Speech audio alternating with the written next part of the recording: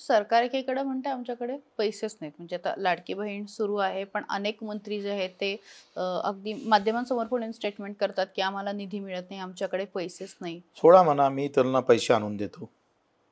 त्यांनी सांगावं किती 2 लाख कोटी पाहिजे, 7 लाख कोटी पाहिजे, का 10 लाख कोटी पाहिजे.